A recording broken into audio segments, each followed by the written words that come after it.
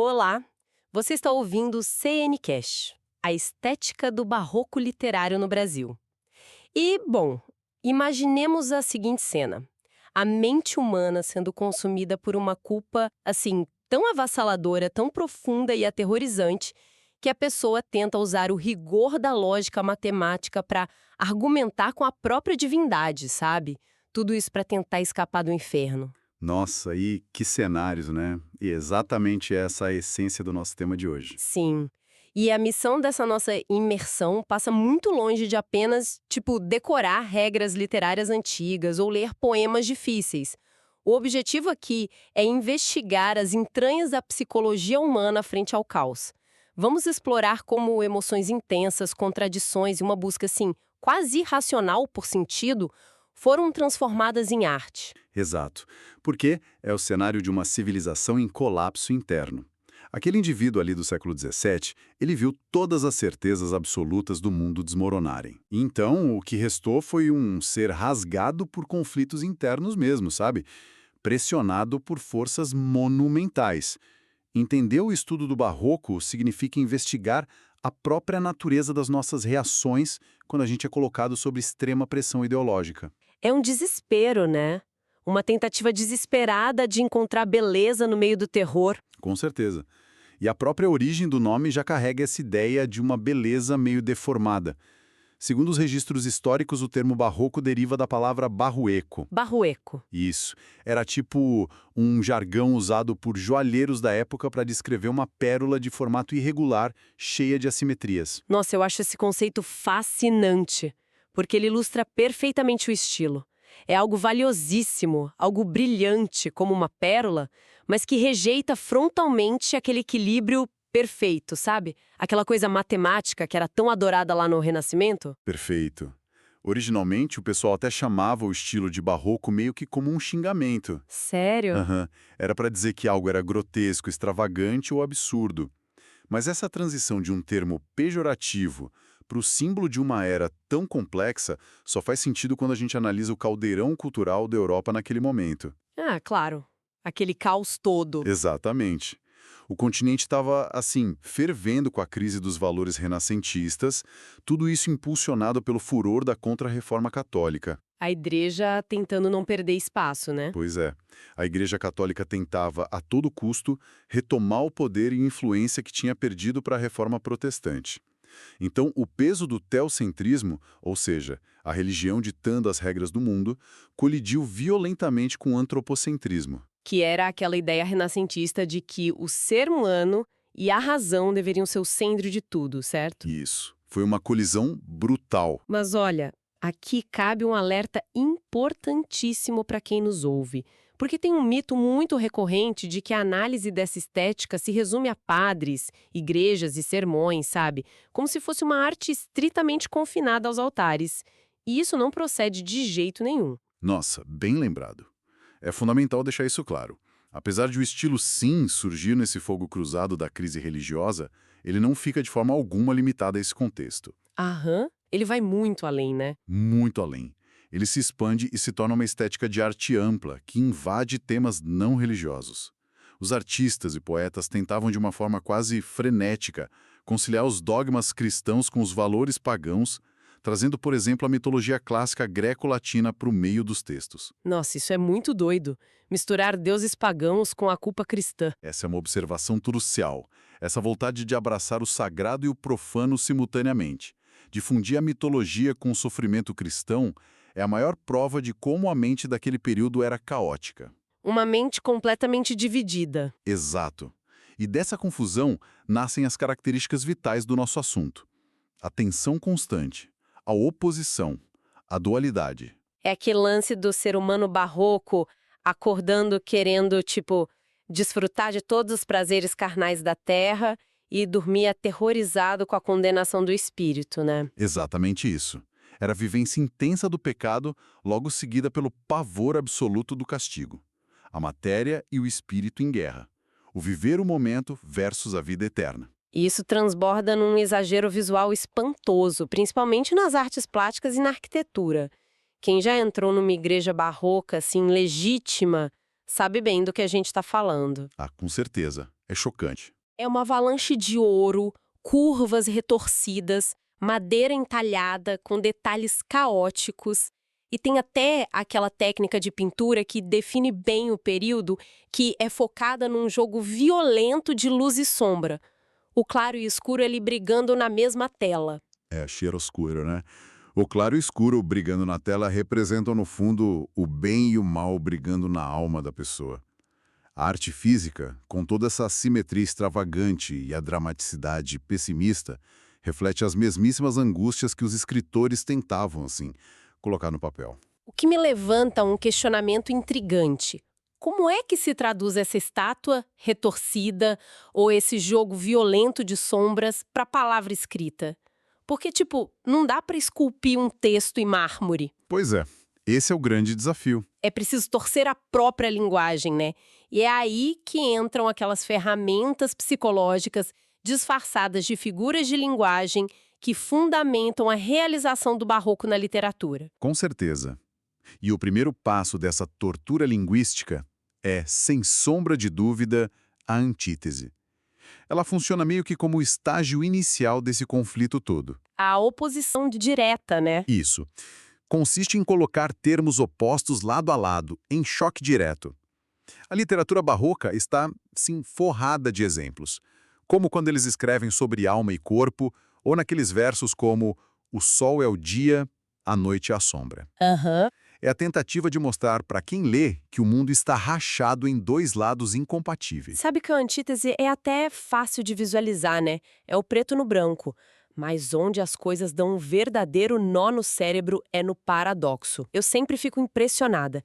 Se a antítese é colocar o claro e o escuro lado a lado, o que exatamente o paradoxo faz para ir além disso? Olha, o paradoxo é um passo além mesmo. Ele não apenas aproxima os opostos, ele destrói a fronteira da lógica entre eles. Caramba! Ele funde os opostos numa ideia impossível. É quase como um erro intencional de sistema, sabe? Pensemos naquele verso clássico: um fogo que gelo em si contém. Ah, sim, clássico. Pensa bem, como a própria essência do fogo pode abrigar gelo. É ilógico. Outro exemplo monumental é descrever o amor como uma ferida que dói e não se sente. É verdade. Sentir dor sem sentir dor é um absurdo racional. Exato. O paradoxo é usado justamente para demonstrar que a dor da alma barroca é tão, mas tão profunda que a própria razão humana não tem vocabulário lógico para conseguir explicar. É a angústia quebrando a matemática da linguagem. Muito fascinante. E, bom, na tentativa de criar essas imagens mentais esmagadoras, a metáfora também ganha um peso colossal, né? Gigante. E sempre vale a pena a gente traçar aquela linha divisória clara entre a metáfora e a comparação para ninguém confundir. Na metáfora afirma-se diretamente que uma coisa é outra, sem pedir licença. Tipo no verso, seus olhos são faróis do pecado. Uma imagem fortíssima. Já a comparação, por outro lado, é um pouco mais contida, né? Ela usa os conectivos, constrói uma ponte explícita. Tipo, a vida é como um sopro. Perfeita distinção. A comparação é mais didática, enquanto a metáfora é um choque visual direto. E quando esse choque precisava de um tom ainda mais dramático e grandioso, eles recorriam à hipérbole. O bom e velho exagero. O exagero intencional e sem freios. O barroco ama pintar cenários com rios de lágrimas, ou expressões como púrpuras mil. O objetivo aí não é relatar um fato com precisão jornalística, mas transmitir a proporção titânica de um sentimento. Sabe o que é engraçado notar? Como esse tom de exagero trágico não morreu com o século XVII. O exagero melancólico é a base de muita música pop atual. Nossa, total. Quando se ouve, por exemplo, a música Fortnite, da cantora Taylor Swift, que inclusive costuma ser muito citada em paralelos modernos de literatura, a angústia é muito familiar. Versos tipo, e por uma quinzena nós fomos para sempre, ou isso está arruinando a minha vida. É o exagero puro. Sim, é a hipérbole emocional moderna bebendo no mesmíssimo desespero da estética lá dos anos 60.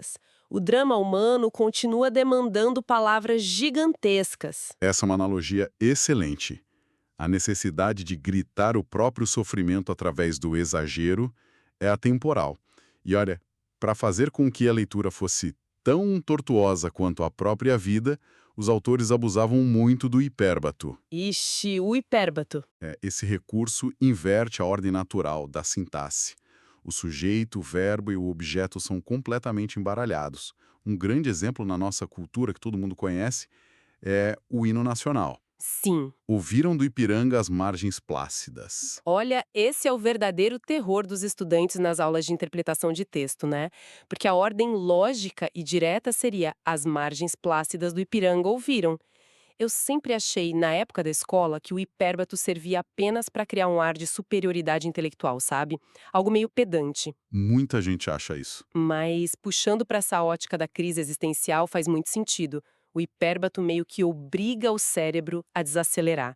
Ele força quem está lendo a se perder nas palavras, como quem se perde em um labirinto. Que era exatamente como o homem da época se sentia no mundo, né? Perdido. Genial, a desorientação da forma espelha a desorientação da alma.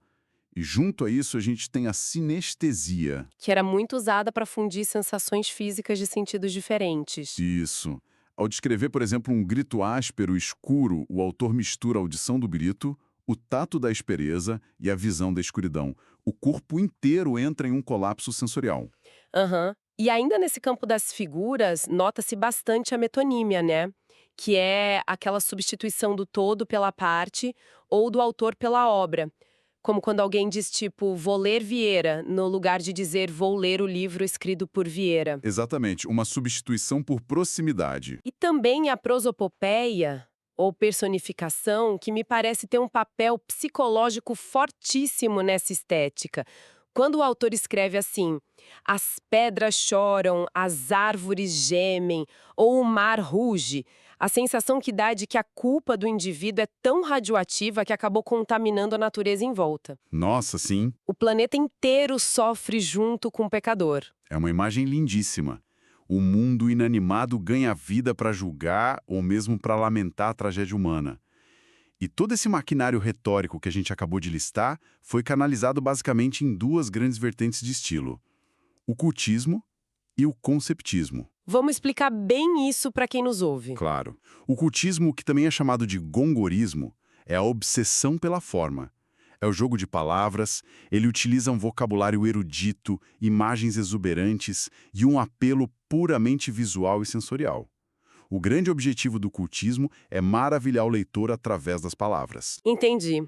Já o conceptismo, ou quevedismo, parece jogar em outra liga, né? O foco sai da superfície e vai direto para o conteúdo, para as ideias. É uma estrutura focada na retórica afiada, na lógica, na persuasão. O conceptismo quer meio que encurralar o intelecto de quem lê. É o jogo de ideias contra o jogo de palavras. Mas atenção, uma regra de ouro para não cair em armadilhas analíticas, e é importante frisar isso, não existe oposição absoluta entre o cultismo e o conceptismo na análise do nosso tema. Eles não são inimigos, certo? É fundamental sublinhar isso. Alguns tentam tratar os dois estilos como inimigos irreconciliáveis, quando na verdade são duas mãos tocando o mesmo instrumento. Aham. É perfeitamente corriqueiro e até esperado que um mesmo poema abra com descrições altamente cultistas, cheias de cores e jogos sonoros para atrair a atenção, e depois culmine em um encerramento conceptista contundente, entregando um raciocínio lógico avassalador. Eles se complementam. Muito interessante. E, bom, como é que esse instrumento todo requintado desembarca no calor úmido do Brasil colonial? Porque, tipo, o salto geográfico e cultural da Europa para a colônia, no início do século XVII, muda completamente o cenário do nosso assunto, né? Olha, muda o cenário geográfico, mas mantém o caos. O Brasil do início do século XVII tinha o seu poder político, administrativo e cultural totalmente centralizado na Bahia, mais especificamente em Salvador. Certo. Só que a engrenagem econômica que financiava toda essa estrutura rodava pesado no Nordeste, impulsionada pelo brutal ciclo da cana-de-açúcar. É um contraste muito forte. E bota forte nisso. Imagine a pólvora social. De um lado, senhores de engenho ostentando riquezas faraônicas. De outro, uma massa esmagadora de pessoas escravizadas sustentando todo o sistema nas costas. E tudo isso sob o olhar severo e poderoso do clero. Era um ambiente marcado pela opulência excessiva e pela desigualdade atroz. O terreno perfeito para o exagero e a culpa germinarem, né? Exatamente. E nesse terreno fértil surgem 3 gigantes que formam a verdadeira espinha dorsal do barroco literário no Brasil. É preciso a gente dissecar as estratégias de cada um deles, começando, claro, pelo nome que dá o pontapé inicial: Bento Teixeira. Ele é o responsável pelo que a história registra como o marco zero da estética por aqui, certo? Isso. Bento Teixeira entrou para a história com a publicação lá em 1601 de sua obra chamada Prosopopeia. Uhum. Trata-se de um poema épico. E a natureza do poema épico é justamente enaltecer grandes atos heróicos. A obra se dedica a louvar as façanhas de Jorge de Albuquerque Coelho, que era o donatário da capitania de Pernambuco, e também cita bastante Jerônimo de Albuquerque. Mas o aspecto mais notável da prosopopeia é o seu conservadorismo formal. Uma obra que, no fim das contas, ainda pedia a bênção dos moldes renascentistas, não é? Precisamente, o poema segue rigorosamente o padrão clássico camoniano. Ele meio que copiava o estilo do Camões. Praticamente, Bento Teixeira construiu a obra toda em 8ª rima, ou seja, estrofes contendo 8 versos. Utilizou os versos decassílabos, que possuem aquela métrica rígida de 10 sílabas poéticas, e manteve o esquema clássico de rimas entrelaçadas, que é o ABA-BA-BC. É a introdução do estilo no Brasil, sim, mas ainda muito engessada na disciplina da epopeia portuguesa. Mas olha, essa disciplina clássica explode de vez quando entra em cena o nosso segundo nome. O genial, imprevisível e, eu diria, assustador Gregório de Matos. Ah, o lendário! Muito conhecido pelas ruas de Salvador como o Boca do Inferno. A versatilidade literária do Gregório é algo que beira a esquizofrenia. Ele dominou o cultismo como ninguém no Brasil e fatiou a obra dele em blocos que, parecem ter sido escritos por pessoas completamente diferentes. É impressionante mesmo. O apelido Boca do Inferno coroou a sua poesia satírica, que era simplesmente letal. O Gregório não poupava absolutamente ninguém. Ele caía matando em cima de todo mundo, né? Em todo mundo. Ele atacava governadores corruptos, freiras, padres hipócritas e até aquela nova classe de comerciantes ricaços que estava tomando conta da Bahia. O poema Triste Bahia, por exemplo, é um lamento feroz. Ele destrincha a decadência moral da cidade. Aham. Ele critica pesadamente como a antiga honra havia sido corrompida pela obsessão do lucro fácil na economia açucareira, trocando valores profundos por miçangas e futilidades do comércio. A lâmina dele era afiadíssima. Mas sabe o que me deixa perplexa? É que a mesma caneta que destruía a reputação de um clérigo ali na esquina escrevia peças de uma contrição religiosa de arrancar lágrimas. A poesia religiosa dele mostra o pecador completamente aterrorizado. O poema Pequei, Senhor é um espetáculo lógico. Em vez de apenas implorar perdão e chorar, ele usa a própria teologia para encurralar Deus. Isso é o conceptismo brilhando no meio da culpa religiosa. Sim, O argumento central de Pequei Senhor baseia-se, olha só, numa chantagem lógica e divina. chantagem divina é ótimo. Mas é exatamente isso. O Gregório argumenta que o próprio conceito da misericórdia de Deus só existe porque existem pecadores para serem perdoados. Aham. Portanto, se ele, o poeta, é um pecador gigantesco, Deus tem a obrigação moral de perdoá-lo, para poder provar o tamanho da sua infinita bondade. É uma chantagem teológica desesperada. Ele peca, mas exige o perdão baseando-se na vaidade divina. É audácia pura, né? Bater de frente com a lógica divina. E, bom, como se não bastassem o ataque feroz e a barganha, ainda ao lado lírico, amoroso e filosófico dele. Ele era obcecado pelo carpe diem. A necessidade voraz de aproveitar o momento. Isso. Em um dos sonetos mais emblemáticos, lê-se o seguinte: Nasce o sol e não dura mais que um dia. Depois da luz se segue a noite escura. Em tristes sombras morre a formosura. Em contínuas tristezas a alegria. Gente, é o jogo de luz e sombra ali em palavras. Sim, perfeitamente construído. Ele olha para o esplendor do sol, mas não consegue aproveitar o calor, porque a mente dele já está, assim, antecipando que o escuro da morte e da velhice chegará implacavelmente. A melancolia esmaga a alegria antes mesmo que ela termine. É triste e belo.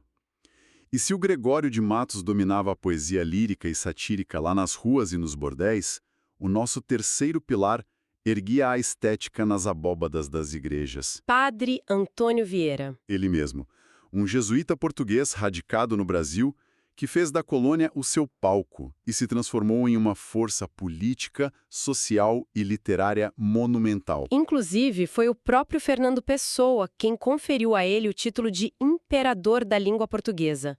E olha, quando a gente lê a obra do Vieira, compreende-se na hora o peso desse título. Ele era o mestre supremo do conceptismo, daquela prosa sermonística, e os sermões dele não eram apenas rituais litúrgicos pacatos para ficar falando de anjos e nuvens, não. Longe disso, eram verdadeiras armas políticas. Vieira usava os púlpitos como palanques. Ele interveio ferozmente na sociedade da época. Defendeu os povos indígenas contra a escravização promovida pelos colonos. Aham. Ele atacou as atitudes de exploração mercantil brutal. E a ferramenta principal que ele usava para isso era a argumentação lógica irrefutável. O maior exemplo dessa genialidade intelectual é o famosíssimo Sermão da Sexagésima. Nossa, onde ele decide atacar a própria profissão, eu acho isso um espetáculo de ironia. Ele sobe ao púlpito simplesmente para denunciar a ineficácia dos próprios pregadores religiosos. Exato. No Sermão da Sexagésima, o Vieira constrói um raciocínio lógico em torno da metáfora bíblica do semeador. Ah, sim. Ele investiga o seguinte problema.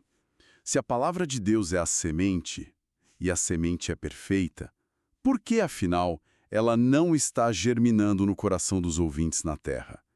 Será culpa da semente? Não, porque Deus não erra. Certo. Será culpa da terra, ou seja, das pessoas que ouvem? Não, a humanidade sempre foi a mesma.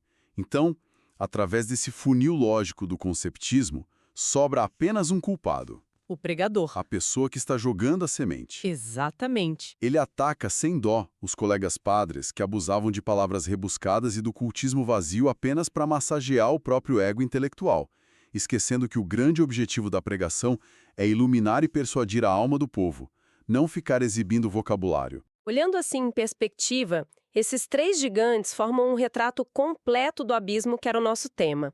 A epopeia contida e super técnica do Bento Teixeira tentava organizar a confusão. A poesia lírica e satírica do Gregório de Matos era tipo a explosão passional das ruas e da carne humana em angústia. E os sermões políticos do padre Antônio Vieira erguiam uma fortaleza intelectual e argumentativa inabalável.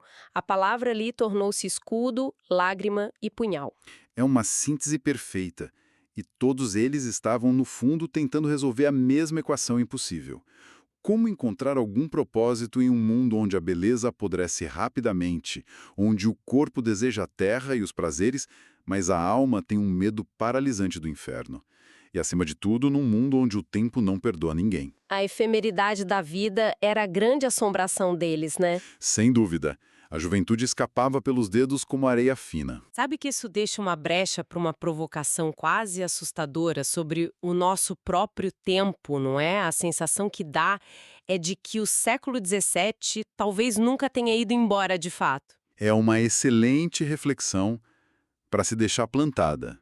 Porque o homem daquela época era movido por essa obsessão dolorosa com a rapidez com que a vida evapora e a beleza desaparece. E hoje? Hoje a gente vive uma era inteira baseada na angústia do tempo correndo. As fotos publicadas desaparecem em 24 horas. Nossa, é verdade. Existe uma pressão esmagadora, assim, de registrar cada segundo, de usar filtros de perfeição que são inatingíveis. E temos até aquela doença moderna, que é o FOMO, né? O Fear of Missing Out. Aham, o medo desesperador de ficar de fora. Isso, o medo de não aproveitar cada milissegundo do momento, enquanto o relógio corre ali impiedosamente. Considerando isso tudo que a gente conversou, será que as nossas redes sociais não são, no fundo, uma nova, barulhenta e caótica crise barroca digital? Fica a reflexão para quem nos ouve. Nossa, que paralelo incrível, deu até um nó na cabeça agora. E vamos ficando por aqui. Não se esqueça de deixar os seus comentários e de compartilhar o CNCast com outras pessoas. Até a próxima!